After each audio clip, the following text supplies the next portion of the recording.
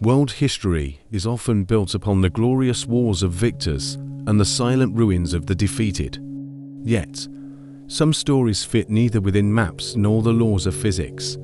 Today on REVIASOUL, we examine the best documented reincarnation case in history, one that shook even Mahatma Gandhi, Shanti Devi. She was an envoy returned from the past to prove that death is not the end.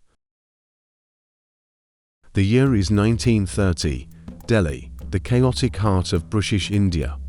In the dusty and narrow streets of Chirakhana, the air was heavy with the scent of spices.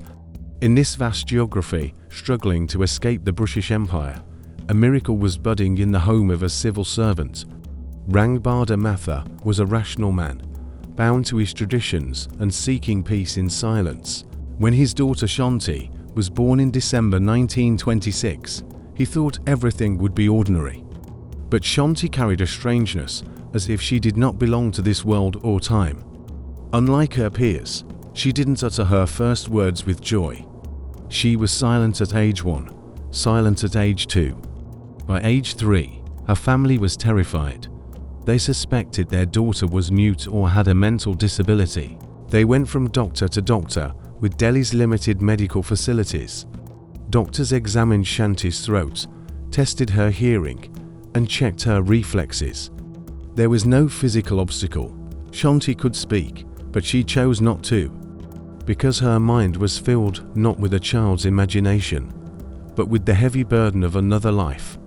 Until that day, Shanti had never set foot outside of Delhi. She spent most of her time sitting by the window, staring east toward the city of Mathura, 145 kilometers away. Her gaze held not a child's curiosity, but the weary sadness of a century-old exile. Her father, Reincarnation, shuddered whenever he saw that wise yet uncanny look. It was as if this little girl were observing her father like a stranger, with politeness but a profound distance. On that fateful morning when she turned 4, the dam inside Shanti suddenly burst. Her mother handed her fresh milk in a copper cup. Shanti took the cup, inhaled the scent, and grimacing, uttered that famous sentence, "This milk doesn't smell like the milk I drank fresh from our cow at our home in Mathura. My mother would always add fresh saffron and a little cardamom."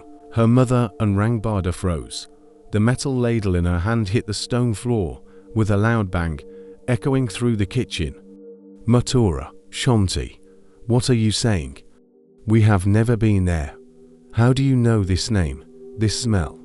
Shanti slowly placed the cup on the table. At that moment, the temperature seemed to drop. Shanti took a deep breath, like a 40-year-old woman, and whispered into her mother's eyes, "This is not my home, mother. I am only a guest here. My real home is in Mathura. I live in the narrow street by the Dwarkadish temple, in the house with the big cloth shop. My husband Kedarnath is waiting for me. I told him I would return the day I died. The time has come." These sentences would spark a massive scientific debate from Delhi to London. 4-year-old Shanti's mind was filled with the memories of Lugdi Devi, a woman who died 10 years ago. For her family, this was not a miracle, but a dark nightmare that could cost them their daughter. Shanti was no longer silent. From the moment she began to speak, as if floodgates had opened, thousands of details about another life began to pour out. One night, when her father grew angry, fearing these fantasies would consume her mind, Shanti replied calmly, "Father, if you don't believe me, write to Kedarnath. Everyone in Mathura knows him. Ask him, did Lugdi hide gold coins in a secret compartment in the bedroom before she died or not?" This detail was the final straw for Reincarnation. The only way to expel this stranger was to prove these fantasies wrong, or perhaps to open the door to the impossible. With trembling hands, Reincarnation took a pen and paper. He began to write a letter to that unknown address in Mathura, to Pandit Kedarnath Chobe. The time to face the truth had come. Shanti Devi was no longer just a child. She was a bridge wedged between two lives. By age 6, Her stories took on a technical, cold, and specific anatomy that could not be explained by a child's playful imagination. She didn't just say, "I lived in the past." She described a woman's most intimate and painful moments. She described it with an accuracy that would envy medical textbooks. The spirit invading Shanti's mind belonged to Lugdi Devi. Born in Mathura in 1902, Lugdi was a devout, modest woman dedicated to her family. Yet, what woke Shanti from her sleep and moved her to tears in the heart of Delhi was not Lugdi's life, but her horrific end. Describing Lugdi's death in 1925, Shanti provided details that would terrify even the most experienced medical names. "It was raining outside when the labor pains began," Shanti would say, fixing her gaze on a distant point. "When I was taken to the hospital, there was a sharp smell of iodine in the corridors. Doctors in white coats were rushing around me, but their voices were muffled as if coming from underwater. There was an unbearable fire inside me. During the C-section, I felt my body being cut. The pulling of the stitches, that metallic pain. And then, that rusty taste of blood appeared in my mouth. As my vision faded, I felt Kedarnath's yellow turban and his cold sweat in my hand. Then everything lightened. I was looking down at myself, at that motionless body. How could a 6-year-old describe symptoms of postpartum hemorrhage and hypovolemic shock progress C-section so accurately?" Shanti was born exactly 1 year and 10 months after Lugdi's death. So, when Lugdi died, Shanti was not even an idea yet. She knew the location of the post-operative stitches, the number of knots tied, and the final sentences the doctors whispered in that room. Her father, Reincarnation Mathura, no longer believed his daughter was mentally ill. Because Shanti's stories also included the cultural differences between Delhi and Mathura. While speaking in Delhi dialect, she would suddenly switch to Braj Bhasha, a pure and ancient dialect specific to the Mathura region. For a child to speak a dialect she had never heard as her mother tongue was the definition of impossible for linguists. Finally, in the autumn of 1935, at Shanti's insistence, Reincarnation wrote a letter. The letter was sent to the cloth merchant Pandit Kedarnath Shobe, right next to the Dwarkadish temple in Mathura. Reincarnation felt like a madman as he wrote, "Dear Mr. Shobe, my 9-year-old daughter in Delhi claims to be your deceased wife. She speaks of the well in your courtyard, the chest in your bedroom, and your son Navneet. Please answer us. Is this a child's game or a miracle?" When the letter reached Mathura, life stopped for Pandit Kedarnath. It had been 10 years since Lugdi died. Kedarnath had mourned his wife, remarried, but never forgotten her. When he read the letter, his hands shook and his breath caught. One detail in the letter shattered all of Kedarnath's defenses. Shanti mentioned those final words Lugdi gave to Kedarnath just before she died. Known only to the two of them, Kedarnath suspected a scam or blackmail. Maybe this family in Delhi had somehow researched Lugdi's life. To clarify the situation, he made a clever and ruthless plan. He would go to Delhi, but not alone. He would take his brother and his 10-year-old son Navneet from Lugdi to test if Shanti would recognize him. Kedarnath would introduce himself to Shanti as her husband's brother, hiding his true identity. Let's see if Shanti, after 10 years and a different body, could recognize her soulmate in that crowd. November 1935, on a misty morning in Delhi, a knock came at Reincarnation's door. Kedarnath was faithful to his plan. He set a fake husband trap by pushing his brother forward. 9-year-old Shanti stood at the threshold, scanning the guests. When the fake husband stepped forward and said, "I am your husband," Shanti's voice was like ice. "No, you are not my husband. You are Kedarnath's brother. Why are you lying?" While everyone stood frozen, Shanti's gaze caught the older man in the back. Time stood still. The 9-year-old body shook with a 10 years longing. She ran and fell at Kedarnath's feet, in tears. "Why did you shave your mustache?" Lugdi loved them. That night, all traps shattered. Shanti revealed every secret, from a private medical floor to a hidden notch on a kitchen pot. Kedarnath left the room deathly pale. This child doesn't just remember. She carries my wife's soul. There is no other E. The event surpassed Delhi and reached Mahatma Gandhi.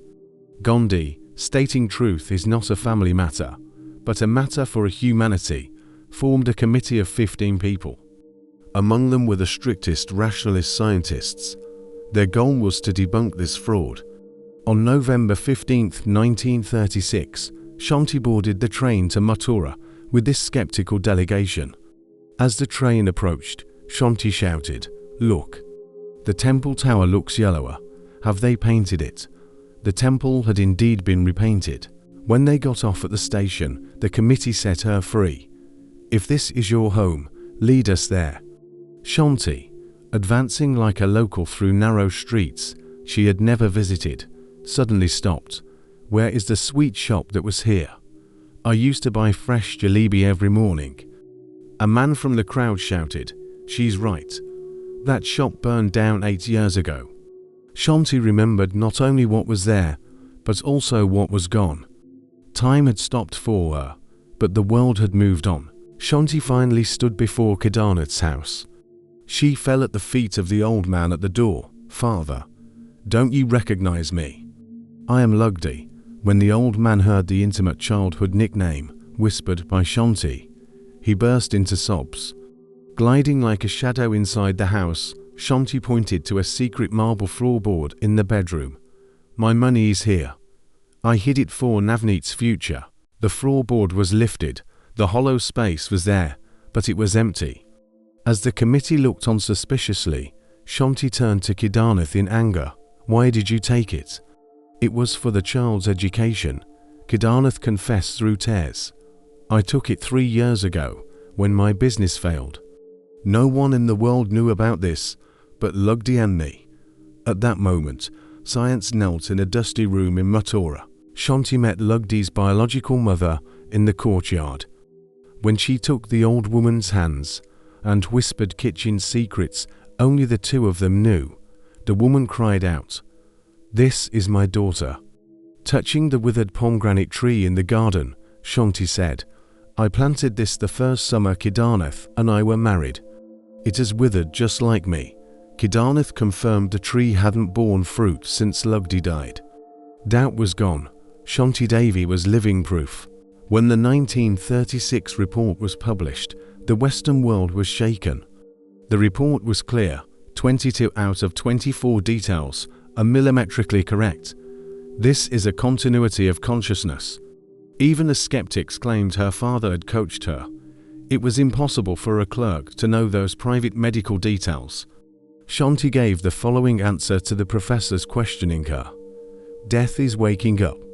I woke up and found myself in another room, but my dream was so real that I cannot choose which one is reality." Years passed, though Shanti grew up. Her memories did not fade. In the 1950s, Dr. Ian Stevenson investigated the case and turned reincarnation into a scientific file, stating, "Emotions cannot be copied," but for Shanti, this was a curse.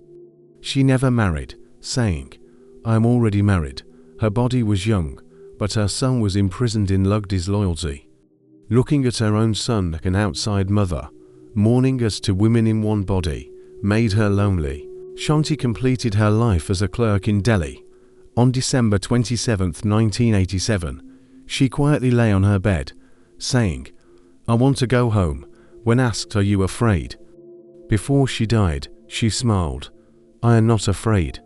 I remember the faces of those waiting on the other side. I passed through this world twice. Maybe in the third, I will find peace." At 61, she left the burden of 2 lives and joined the waters of the Ganges. Shanti Devi is the greatest blow to the absoluteness of death.